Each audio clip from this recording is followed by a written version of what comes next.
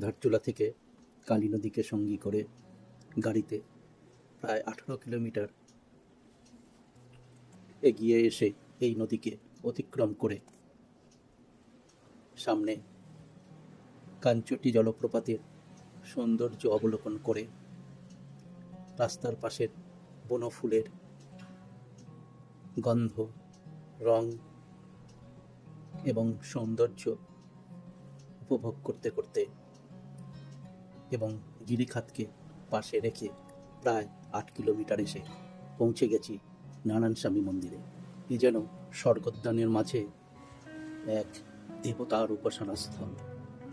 এই নারায়ণাশ্রম স্থাপিত হয়েছিল 1936 সালে।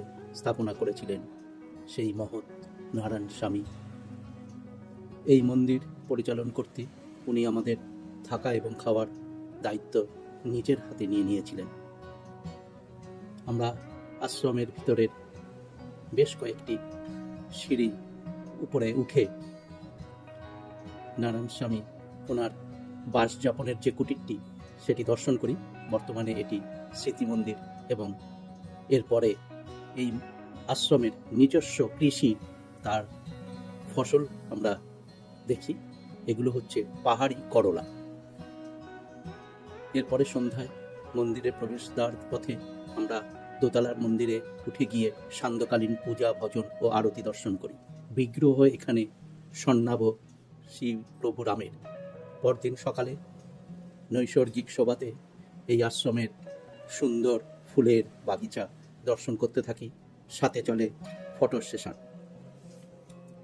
এই আশ্রমটি একটি স্পিরিচুয়াল কাম সোশিও এডুকেশনাল সেন্টার। এখানে ফেব্রুয়ারি থেকে অক্টোবর মাসের মধ্যে অনেক মেডিটেশন ক্যাম্প হয়।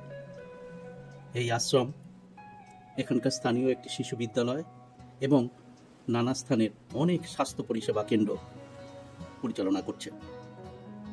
নারায়ণ স্বামী ইনি ছিলেন বংশের একজন রাজপুরুষ, যিনি শিক্ষায় সিভিল ইঞ্জিনিয়ার, কিন্তু যৌবনকালেই তিনি পদব্রজে কৈলাস মানস পরিক্রমা করেন এবং ফিরতি পথে এখানে এসে এখানকার মানুষজনের করুণ অবস্থা দেখে সিদ্ধান্ত নিয়ে এখানেই সেবা কাজে নিয়োজিত হন এবং এই আশ্রমটি গড়ে তোলেন।